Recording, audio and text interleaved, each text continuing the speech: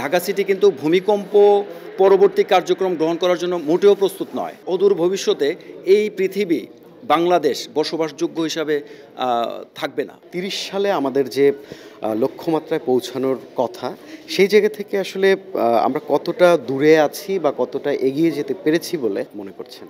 দেখুন, আমাদের এসডিজি যে লক্ষ্যমাত্রার যে ইয়ারটা রয়েছে, এটা 2030-এর মধ্যে আমাদের সেটা অর্জন করতে হবে। তো আমি মনে করি যে আজ 2025-এর আজকে ফেব্রুয়ারি মাস, উই আর নট এনাফ। আমরা এখন পর্যন্ত এসডিজি লক্ষ্যমাত্রা অর্জনের জন্য যে কার্যক্রম গ্রহণ করা উচিত এবং এটাকে অ্যাচিভ করার জন্য যেই ধরনের কার্যক্রম নেওয়া উচিত, আমি মনে করি বাংলাদেশে এখনও এটা পরিপূর্ণভাবে কার্যক্রম নেওয়া হয়নি এবং কার্যক্রম চলছে না। I am not satisfied personally. So আমি মনে করি যে এই যে আজকে যে অনুষ্ঠানটা হলো, আজকে এই ধরনের অনুষ্ঠান আরও অনেক বেশি বাড়ানো উচিত সমাজে, এবং রাষ্ট্রীয়ভাবে এবং বিভিন্ন সংগঠন থেকেও এগিয়ে আসতে হবে। এই ধরনের কার্যক্রম হাতে নিতে হবে, সাধারণ মানুষকে বোঝাতে হবে, সাধারণ মানুষকে জানাতে হবে যে এসডিজি কী, এবং এই জাতিসংঘ কর্তৃক ঘোষিত এই 17টা স্টেপকে যদি আমরা 2030-এর মধ্যে বাস্তবায়ন করতে চাই, তাহলে প্রত্যেকটা মানুষকে সম্পৃক্ত হতে হবে, প্রত্যেকটা সংগঠনকে সম্পৃক্ত হতে হবে এবং সরকারকেও সম্পৃক্ত হতে হবে। সো তাহলে আমরা এই লক্ষ্যমাত্রা অর্জন করতে পারবো। বাট এই মুহূর্তে যদি আমাকে জিজ্ঞাসা করেন, তাহলে আমাদের আরও অনেক বেশি কাজ করতে হবে এসডিজি লক্ষ্যমাত্রা অর্জনের জন্য। আমাদের যে টেকসই উন্নয়ন লক্ষ্যমাত্রার যে 17টি বিষয়, আসলে প্রত্যেকটা বিষয়ই আমাদের গুরুত্বপূর্ণ। সেক্ষেত্রে যদি মোটা দাগে জিজ্ঞেস করা হয় আপনাকে যে কোন বিষয়গুলোকে আসলে ভীষণ গুরুত্বের সাথে দেখা উচিত বলে আপনি মনে করেন? দেখুন, এই 17টাই খুব বেশি ইম্পর্ট্যান্ট। তবে আমি পার্সোনালি, বা আমি যেহেতু ডিজাস্টার ম্যানেজমেন্টে কাজ করি, তো ওই জায়গাটা আমি বলবো 3টা জিনিসকে অনেক বেশি প্রায়োরিটি দিতে হবে। একটা হচ্ছে, 1 নম্বরে যেটা রয়েছে পভার্টি, 2 নম্বরে রয়েছে হাঙ্গার, এবং 13 নম্বরে রয়েছে ক্লাইমেট ইস্যু, ক্লাইমেট চেঞ্জ বা রিলেটেড ইস্যু। সো এই 3টা জিনিসকে যদি আমরা এই মুহূর্তে প্রায়োরিটি না দিই, তাহলে অদূর ভবিষ্যতে এই পৃথিবী বাংলাদেশ বসবাসযোগ্য হিসাবে থাকবে না, বসবাস করতে পারবো না। আমরা তো পারবোই না, আমাদের পরবর্তী প্রজন্মও পারবে না। যেমন ধরুন, এই যে দেখেন, আমরা দেখছি যে 44 ডিগ্রি পর্যন্ত ক্রস করছে তাপমাত্রা।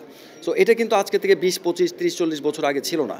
সো আপনি 44 ডিগ্রি থেকে যখন 45, 46, 50, 55, 60-এ যাবে, তখন তো বসবাসের অযোগ্য হয়ে যাবে, আমরা বাস করতে পারবো না। সো এখন থেকে যদি আমরা ফিক্স আপ না করি যে আমাদের করণীয় কী, তাহলে আমরা তো পারবোই না, আমাদের পরবর্তী প্রজন্ম এই পৃথিবীতে বসবাস করতে পারবে না।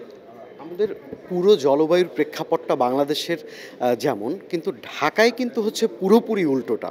সেই জায়গা থেকে ঢাকার জলবায়ু পাশাপাশি প্রাকৃতিক বনভূমির বিস্তারের ক্ষেত্রে এই মুহূর্তে আসলে কোন পদক্ষেপটা খুব দ্রুত নেওয়া উচিত বলে আপনি মনে করেন, পুরো বিশ্বের যেখানে জলবায়ুটা একটি সংকট হয়ে কাজ করছে?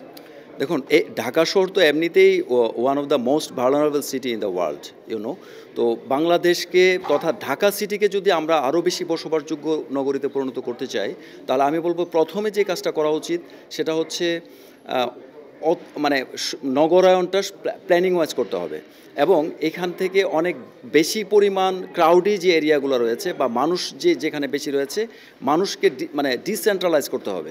এটা একটা ব্যাপার। আর ট্রাফিক ব্যবস্থাকে উন্নয়ন করতে হবে। ট্রাফিক ব্যবস্থা যত বেশি বাড়বে, ট্রাফিকের যত প্রবলেম যত হবে, তত বেশি দেখেন এয়ার পলিউশন হবে, সাউন্ড পলিউশন হবে। সো এই জায়গাটা থেকে আমাদের ডিরেক্টলি বা ইনডাইরেক্টলি আমাদের ওয়েদার বলেন, ক্লাইমেট চেঞ্জ বলেন, ওগুলোতে ইম্প্যাক্ট হচ্ছে। গাছ বেশি লাগাতে হবে ঢাকা সিটিতে, এবং আরও বেশি পরিমাণ নগর বান্ধব করতে হবে মানুষকে। যেহেতু শেষ প্রশ্ন আমার, যেহেতু নগরায়নের কথা বললেন এবং নগরকে আসলে স্থানান্তর করে একটি সুন্দর পরিকল্পনার সাথে আমাদের আগানোর কথা, সেই জায়গা থেকে আপনি যেহেতু দুর্যোগ নিয়ে কাজ করেন, আমাদের প্রাকৃতিক দুর্যোগের মধ্যে কিন্তু ভূমিকম্প একটা গুরুত্বপূর্ণ বিষয়, এবং ঢাকা শহর কিন্তু মাঝে মধ্যে কাঁপুনি দিয়ে যায়। এটার ব্যাপারে আসলে আমাদের কতটা বেশি সচেতন হওয়া প্রয়োজন বলে আপনি মনে করেন? যে এটা অনেক বেশি ইম্পর্ট্যান্ট একটা ফ্যাক্ট। মানে এই মুহূর্তে যদি আমি ঢাকা সিটিকে বলি, ঢাকা সিটি কিন্তু ভূমিকম্প পরবর্তী কার্যক্রম গ্রহণ করার জন্য মোটেও প্রস্তুত নয়। হ্যাঁ, বাংলাদেশ সরকারেরও যথেষ্ট পরিমাণ প্রস্তুতি রয়েছে বলে আমি মনে করি না। সো এখানে সরকারকে অনেক বেশি প্ল্যানিং করতে হবে, ভূমিকম্প পরবর্তীতে কী কার্যক্রম গ্রহণ করবে, এবং সবচেয়ে বড় যে জিনিসটা যে আমি একজন নাগরিক হিসাবে ঢাকা শহরে থাকি, আমারও কিছু দায়িত্ব রয়েছে। আমি আমার বিল্ডিংটা যখন আমি বানাবো তখন আমার দায়িত্ব যে বিল্ডিং কোড মেনে আমি এই দালানটা আমি তৈরি করব। সো এই বিল্ডিং কোড মানাটা একটা নাগরিক দায়িত্ব, পাশাপাশি সরকারকেও এটা এনশিওর করতে হবে যাতে প্রত্যেকটা বিল্ডিং যাতে বিল্ডিং কোড মেনে করা হয়, এবং পাশাপাশি আমাদের নিজেদেরও কিছু ভূমিকম্পের জন্য কিছু প্রিকশন আগে থেকে আমাদেরকে নিতে হবে।